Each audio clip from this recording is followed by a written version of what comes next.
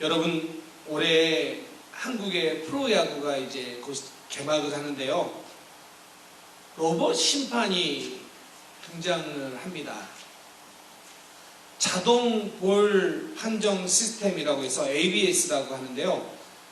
볼과 스트라이크를 인간 심판이 판정을 내리는 것이 아니라 AI 심판이 해줍니다. 한미일 프로야구 리그 중에서 최초의 일입니다.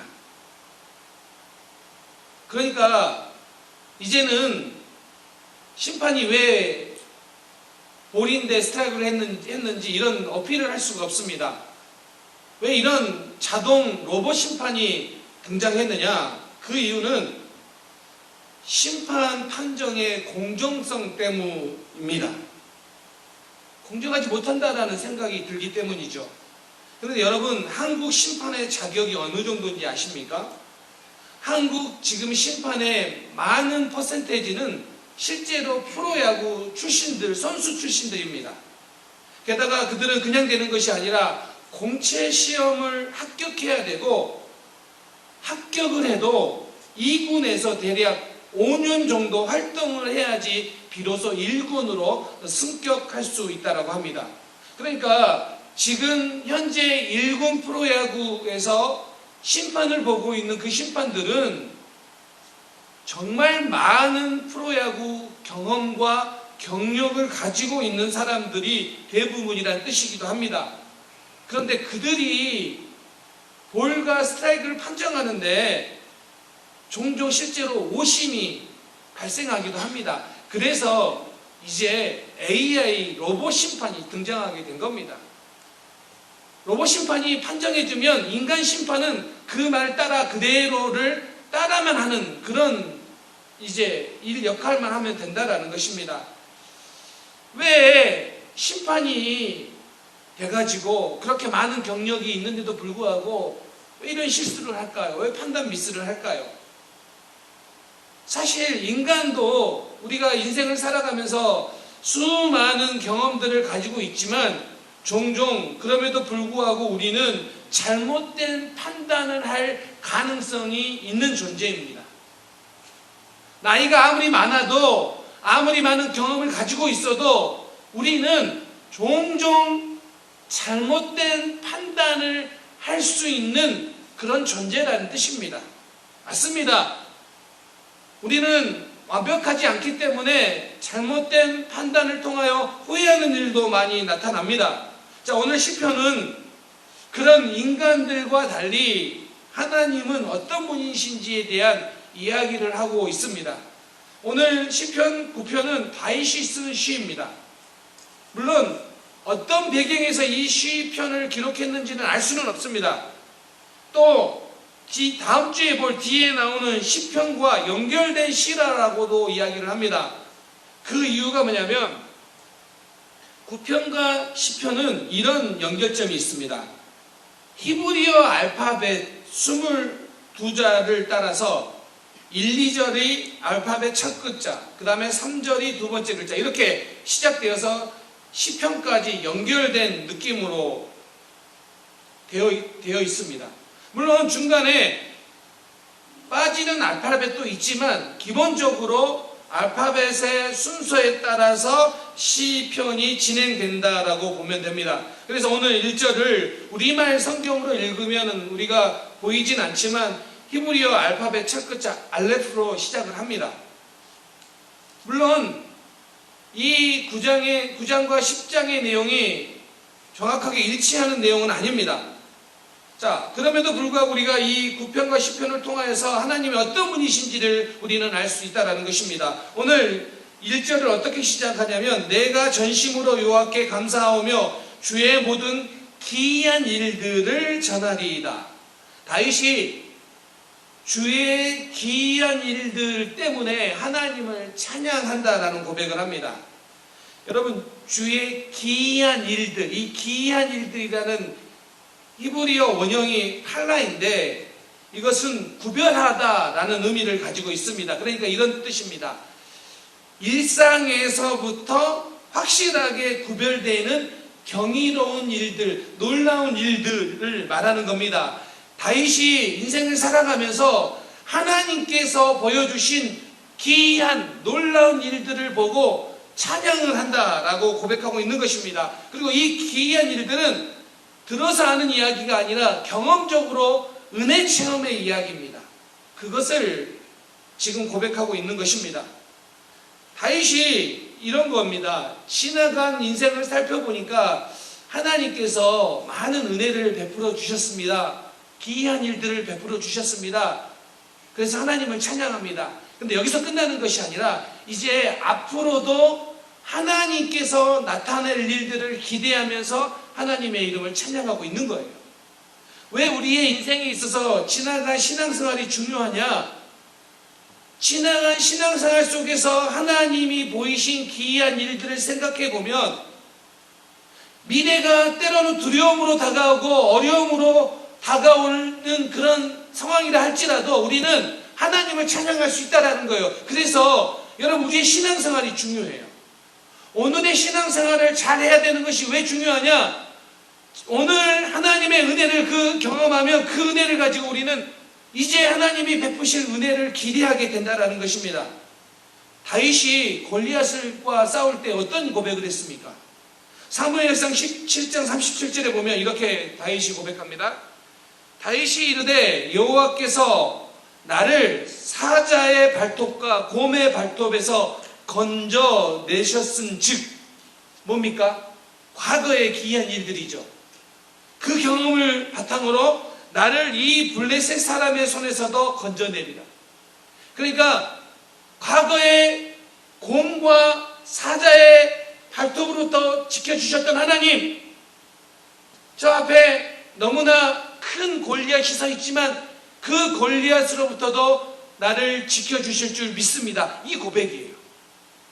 그러면서 오늘 다윗이 이제 연결시킵니다. 뭘 연결시키냐면 이제부터 하나님의 기이한 일들을 찬양합니다 라고 고백을 합니다. 그런데 어떤 일들이 하나님의 기이한 일들일까요? 그걸 오늘 우리에게 이 시편을 통해서 나눠주고 있는 거예요. 어떤 믿음의 고백을 하고 있느냐? 첫 번째, 하나님은 악한 사람들을 반드시 심판하신다 라는 고백이에요. 자, 지금은 비록 악인들이 득세하고 아무 일도 없는 것처럼 보이지만 다윗이 뭐라고 고백하냐면 하나님은 악한 사람들을 반드시 심판하십니다. 여러분, 이게 왜 중요하냐면 여러분에게 질문해 볼게요. 하나님이 여러분의 인생의 심판자가 되신다면 여러분들 어떤 마음이 드십니까? 악인들은 하나님이 심판자가 되신다는 그 말은 무서운 말이에요. 그러나 억압당하는 자, 믿음으로 살아가는 자, 믿음으로 살아가는데 고난을 당하기도 하고 억압을 당하지만 그들에게 있어서 하나님이 심판자가 된다는 말은 요새라는 뜻이에요. 하나님이 요새가 되신다는 말이에요. 자, 4절 볼까요? 주께서 나의 의와 송사를 변호하셨으며 보좌에 앉으사 의롭게 심판하셨나이다. 8절, 공의로 세계를 심판하시며 정직으로 만민에게 판결을 내리시리로다. 하나님께서 공정한 심판이 되신다라는 이 말이 여러분에게는 위로입니까? 여러분, 이거 되게 중요한 거예요. 지금 내가 하나님이 공정한 심판자가 되신다고 했는데 그게 나에게 위로가 아니라 두려움으로 다가온다면 저거 지금 뭐가 문제가 있는 거예요. 하나님께서 오늘 심판하실 때 자기 마음대로 살아가는 사람들은 이 말씀이 두려울 거예요. 하나님이 심판자가 되신다는 이 말이 두려울 수밖에 없어요. 왜요? 자기 멋대로 살아가고 있기 때문에. 하나님이 심판하신다면 나는 분명 책망받을 수밖에 없다라는 생각이 들기 때문에 두려울 거예요. 그러나 믿음으로 살아가는 사람은 간혹 실수도 하고 지금 어려움도 있을 수 있지만 하나님이 심판인 자라는 그 말씀이 오히려 기쁨일 거예요. 여러분에게 묻고 싶습니다. 분명 하나님은 심판하십니다. 그런데 여러분에게 이 하나님이 심판자가 되신다는 이 말이 어떻게 다가오시는지 오늘 여러분 스스로 점검하시기 바랍니다. 사람들은요, 정직하게 살면 손해본다라는 생각이 있습니다. 그래서 한국 교육방송에서 이런 실험을 했어요. 인터뷰 대상자들을 모집해서 페이를 지급하기로 합니다. 이렇게 말합니다. 한번 참여할 때 10만 원을 주겠다라고 구두 계약을 합니다. 그리고 이제 현장에서 인터뷰한 사람들에게 봉투를 건네면서 이렇게 말을 합니다. 15만 원 맞으시죠? 하고 이 봉투를 줍니다. 자, 그러면 그들이 어떤 반응을 보이는가에 대한 시험이에요. 여러분 되게 고민되지 않겠습니까? 10만 원 준다고 했는데 15만 원 맞으시죠? 그러면 이거를 그냥 덥석 받아야 되느냐? 아니요. 저 10만 원짜리예요. 10만 원 받는다고 했습니다. 이렇게 말을 해야 되느냐? 그런데 11명 중에서, 시험자의 11명 중에서 4명만 5만 원을 돌려줬다고 합니다. 나머지는 그냥 15만 원 맞다고 자기가 착각한 건지 내가 잘못 착각했나라고 다 받았다라는 거예요. 실제로 갤럽 조사에 의하면 우리나라 사람들 중에 약 63%는 정직하게 살면 잘 살 수 없다라고 생각한다라는 거예요. 그런데 여러분, 하나님은요, 반드시 악한 것을 심판하십니다. 우리 이거를 기억하며 살아야 됩니다. 하나님 어떻게 반드시 심판하신지 오늘 성경을 통해 우리에게 보여주시는데요. 출애굽기 17장에 가면 이스라엘 백성들이 출애굽한 다음에 광야길을 걸을 때 아말렉이란 족속들이 전쟁을 걸어옵니다. 그것도 얼마나 악하냐면 전쟁할 때 약해서 뒤처진 자들을 공격합니다. 물론 그 전쟁을 통해서, 이 아말렉과의 전쟁을 통해서 이스라엘이 승리를 합니다. 그런데 아말렉을 진멸하지는 못합니다. 자, 출애굽기 17장 16절에서 이제 이렇게 나옵니다. 이르되 여호와께서 맹세하시기를 여호와가 아말렉과 더불어 대대로 싸우리라 하였더라. 그 악한 아말렉을 하나님께서 대대로 싸우시겠다. 이스라엘이 싸우겠다가 아니라 하나님께서 대대로 아말렉과 싸우시겠다라고 말씀을 하십니다. 그리고 이제 이스라엘 역사를 보면 이 아말렉은 독자적으로 혹은 주변 국가의 용병으로 이스라엘을 괴롭힙니다. 사사기에 보면 이스라엘을 괴롭히는 많은 이야기들이 나옵니다. 여러분, 이 악한 아말렉이 어떻게 되었을까요? 이 출애굽기 17장이 있고 난 다음에 약 40년이 지난 다음에 모세가 이스라엘 백성들에게 이 무자비한 악한 아말렉을 기억하라라고 가르칩니다. 신명기 25장 17절 18절.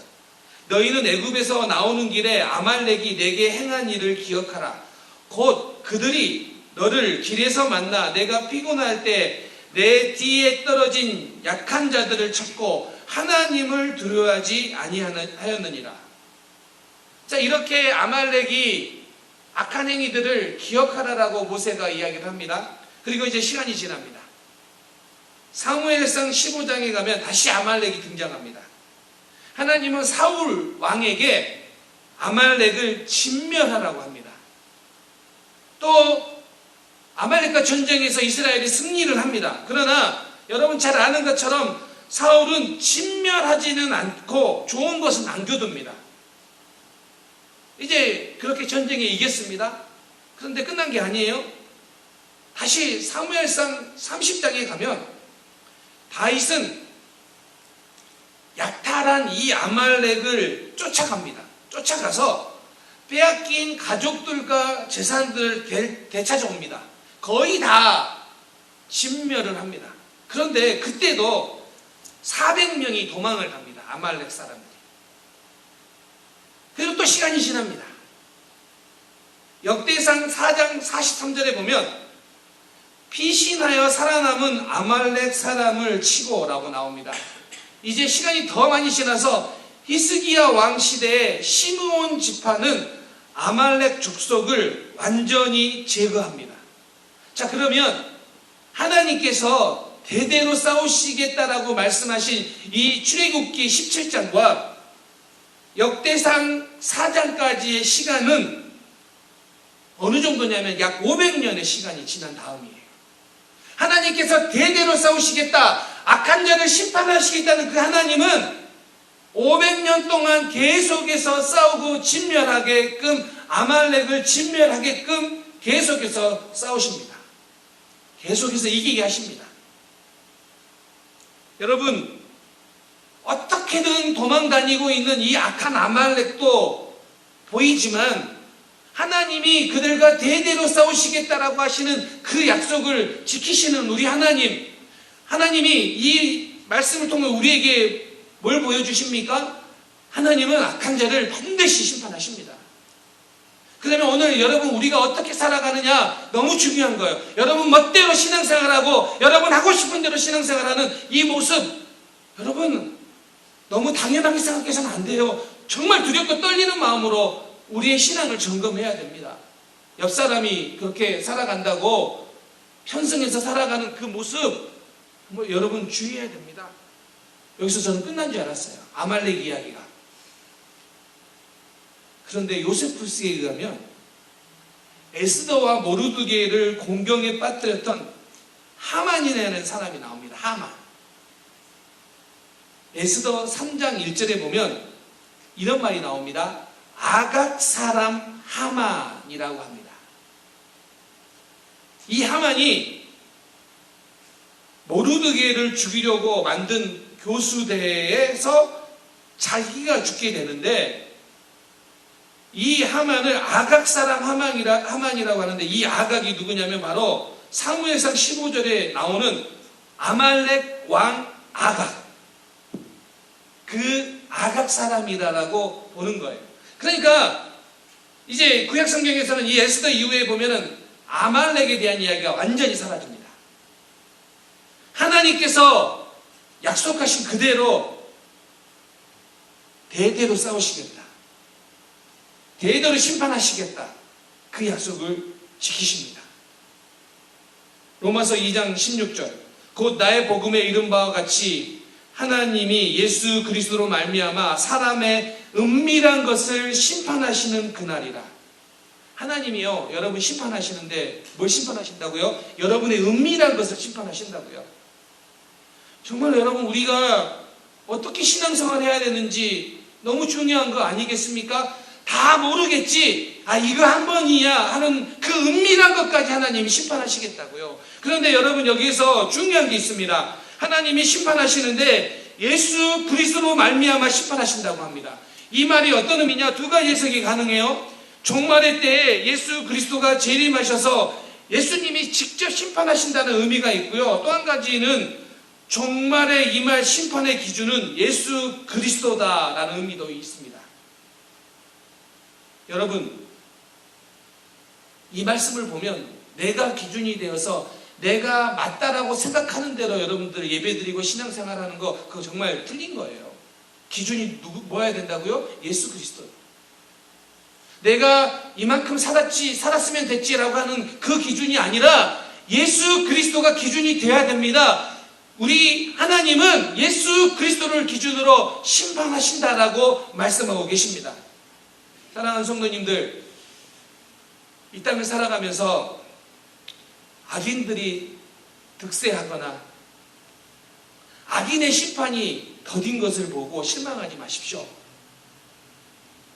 동시에 하나님은 반드시 심판하신다라는 이 사실을 기억하면서 이 땅을 믿음으로 살아가기를 소망합니다. 하나님 심판하실 때 그것이 우리에게는 기쁨의 날이 되기를 원합니다. 왜요? 예수 그리스도 안에 있기 때문에. 또 한 가지 기이한 일들을 이야기합니다. 하나님은 가난하고 궁핍한 자들을 구원해 주신다는 거예요. 이게 기이한 일이라는 거예요. 18절, 궁핍한 자를 항상 잊어버림을 당하지 아니하며 가난한 자들이 영원히 실망하지 아니하리로다. 자, 악인들은 패배할 것이다라고 하는 것과 동시에 가난한 자들을 구원을 받을 것이라고 이야기합니다. 그런데 여러분 여기서 가난한 자가 히브리어로 에구요니인데, 이것은 부족한 상태에 있는 사람을 가리키는 거예요. 그러니까 이것은 물질만 가리키는 것이 아니라 영적인 것도 포함해서 그 상태를 가리키는 거예요. 또 동시에 가난한 자는 히브리어로 아나위임인데 이것은 억압받는 자라는 뜻이기도 해요. 그러니까 가난은 뭐냐면 경제적 가난을 겪는 사람만을 말하는 것이 아니라 의로운 자들이 당하는 고난을 포함한 거예요. 그러니까 지금 이 말씀은 어떤 의미이냐? 때로는 우리가 믿음으로 살아가면서 경제적으로 또는 영적으로 가난해진 상태, 그러나 그 상태에 있는 자들 하나님 구원하신다는 거예요. 마태복음 5장 3절과 말씀이 이어지는 거죠. 예수님께서 이렇게 말씀하셨죠. 심령이 가난한 자는 복이 있나니 천국이 그들의 것이며. 자, 여기에서 가난으로 번역된 헬라어가 뭐냐면 푸토코스예요. 푸토코스. 근데 헬라어에서 가난으로 번역되는 말은 또 다른 단어가 하나 있어요. 페네스라는 단어가 있어요. 그런데 푸토코스라는 것은 어느 정도의 가난이냐면 구걸해야 할 정도의 절대적 가난이에요. 반면에 페네스는 여유는 없지만, 그래서 불편하지만 생명에는 지장이 없는 가난이에요. 그런데 마태복음 5장에서 심령이 가난하다라고 할 때 이 가난은 푸토코스예요. 절대적 가난이에요. 푸토코스는 아무것도 없기 때문에 다른 사람을 의지해야만 살 수 있는 가난이에요. 자, 그러면 심령이 가난하다는 말은 어떤 의미냐면 나 자신은 완전히 무능한 상태임을 내가 알기 때문에 하나님을 의지하는 것 말고는 다른 대안이 절대 없는 상태, 그게 심령이 가난한 상태예요. 여러분, 오늘 심령이 가난한 자는 복이 있다라고 말씀하셨는데 오늘 우리에게 질문해야 되는 거 아닙니까? 경제적으로 가난한 것은 내가 너무 힘들어하고 너무 못 참는데 혹 여러분 심령이 가난한 상태에 머물러 있습니까? 아니면 내가 가난한지도 모르는 상태로 영적으로 그냥 살아가고 있습니까? 여러분, 진리의 말씀에 목말라 하는 이 푸토코스의 가난이 여러분 가운데 있기를 주님의 이름으로 축원합니다. 여러분, 사슴이 시냇물을 찾기에 갈급한 것 같은 그 푸토코스의 가난이 여러분 우리 가운데 있기를 소망합니다. 그런 인생이 복된 인생이라고 하나님 말씀하세요. 그런 인생을 하나님께서 구원하신다고 말씀하세요. 여러분, 팔레스타인은 건기가 되면 물이 부족해요. 그래서 사슴은 물을 찾기 위해 여기저기 헤매요. 물을 찾다가 그곳에 자기의 적인 맹수가 있는 것을 알아요. 그럼에도 불구하고 그 물을 마시지 않으면 죽어요. 그렇기 때문에 물을 찾으러 나가요. 이게 목마른 사슴의 모습이에요. 푸토코스의 모습 아닙니까? 여러분, 정말 우리 가운데 주님을 향한 이 푸토코스의 가난이, 심령의 가난이 있기를 정말로 원합니다. 제가 종종 설교를 준비하면서 많은 주석들을 보면서 연구를 하고 또 관련된 여러 신앙서적들을 읽고 준비를 해도 어떨 때는 준비가 안 될 때가 있어요. 준비가 안 돼요. 그래서 어느 때는 너무 설교 준비에 막막함이 느껴질 때가 있어요. 설교를 시작한 지 30년이 됐어요. 이 정도면 그냥 딱 본문만 보면 딱 나와야 되는 거 아닙니까? 안 그래요, 여러분? 그런데도 불구하고 정말 왜 이렇게 준비가 안 되지? 라고 느껴지는 때가 있어요. 그럴 때마다 저는 뭐 하냐면 제 마음을 점검해요. 과연 나는 이 말씀에 대한 푸토코스의 목마름을 가지고 내가 이 말씀을 준비하고 있는가? 그저 한 편의 설교 작성하면 되지 그런 마음으로 준비를 하고 있는가? 아니면 사슴이 시냇물을 찾듯이, 아니 심령이 가난한 상태로 내가 이 말씀을 바라보고 있는가? 제 마음을 먼저 점검을 해요. 여러분, 얼마든지 저도 주석서를 보고 어떤 주석이 좋은지, 어떤 내용이 은혜스러운지 이제 그 정도는 좀 판단할 때는 됐잖아요. 그래서 얼마든지 좋은 주석서를 연구하고 좋은 책들을 읽으면서 한 편의 설교를 만들어낼 수 있어요. 그 한 편의 설교를 만들어내는 것에 불가능이란 말이 아니에요. 만들어낼 수는 있지만 거기에 푸터코스의 그 목마름이 없으면 이 말씀은요, 그저 좋은 해설을 해주는 정도에 머물러요. 그래서 제가 설교 준비를 하면서도 안 되면 기도하는 거예요. 나에게 이 푸터코스의 가난을 달라고 기도하는 거예요. 여러분에게 질문하고 싶습니다. 이 한 주를 살고 이 한 달을 살면서 여러분은 정말 하나님의 말씀에 대한 푸터코스의 가난함이 있습니까? 내가 이 말씀을 먹지 않으면 내 영혼이 죽는다라고 하는 그런 사슴의 그 갈급함이 여러분 가운데 있습니까? 만약에 그런 가난이 없이 내가 그냥 죽어가는지도 모르고 있다면 하나님 앞에 기도하십시오. 기도하십시오. 나에게 푸터코스의 가난을 달라고 기도하십시오. 하나님께서 여러분 가운데 그 영적인 갈급함을 채워주시는 그 놀라운 은혜를 여러분이 경험하게 될 줄 믿습니다. 다윗이 지금 그 고백하고 있는 거 아니에요? 하나님께서 가난한 자들 구원하신다고요. 그렇게 갈급한 자들을 구원하신다고요. 저는 오늘 우리 공동체가 그런 말씀에 대한 갈급함이 있는 공동체가 되기를 소망합니다. 잠언은 8장 17절. 나를 사랑하는 자들이 나의 사랑을 입으며 나를 간절히 찾는 자가 나를 만날 것이니라. 여러분 믿으십니까? 정말로 간절히 주님을 찾는 자, 주님을 사랑하는 자들, 그들을 만나주신다고요. 여러분 가운데 이러한 갈급함이 있기를 다시 한번 주님의 이름으로 축원합니다. 오늘 종합적으로 시편 9편은 주님을 찾는 자들을 잊지 않으시고 하나님은 그들의 부르짖음에 언젠가 반드시 응답으로 반응하신다라는 이야기예요.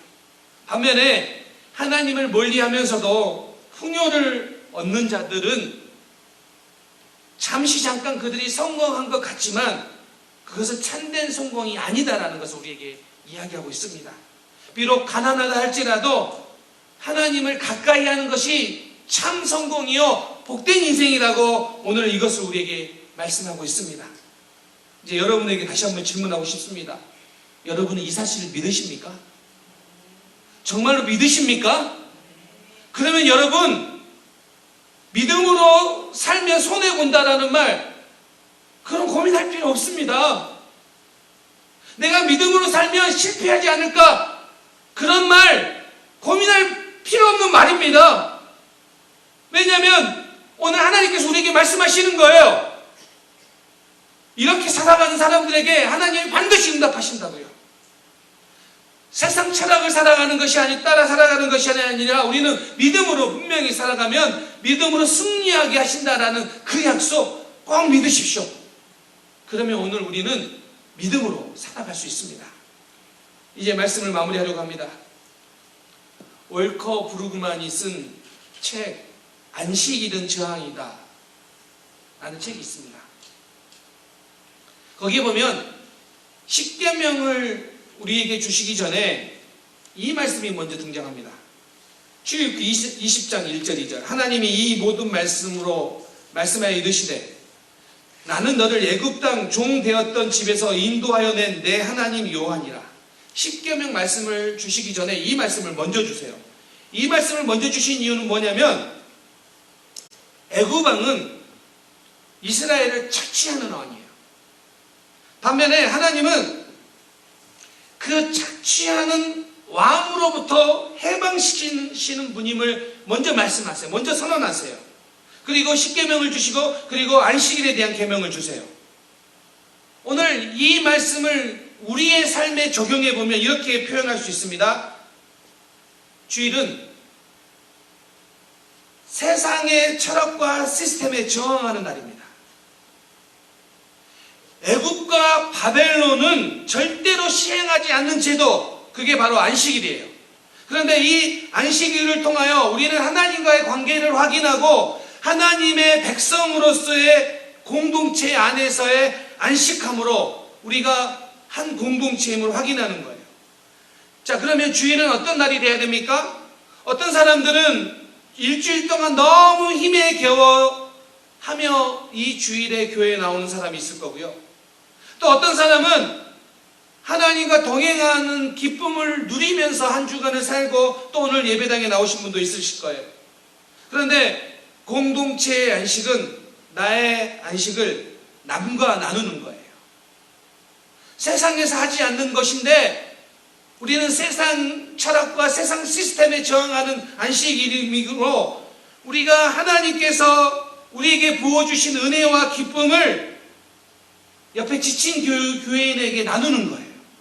그렇게 함으로 공동체가 안식을 누리고 회복하는 거예요. 그래서 안식은 저항일이라는 거예요. 안식일은 저항이다라고 말하는 이유가 바로 그런 거예요. 세상에서는 경험할 수 없는 그 일들이 오늘 하나님 안에서, 교회 안에서 이루어지고 있다는 것입니다. 사랑하는 성도님들, 이번 한 주간 살아가시는데 세상의 철학과 시스템을 거부하고 하나님이 나타내시는 기이한 일들이 있음을 믿고 믿음으로 살아가는 우리 모든 성도님들 되시기를 주님의 이름으로 축원합니다. 아멘.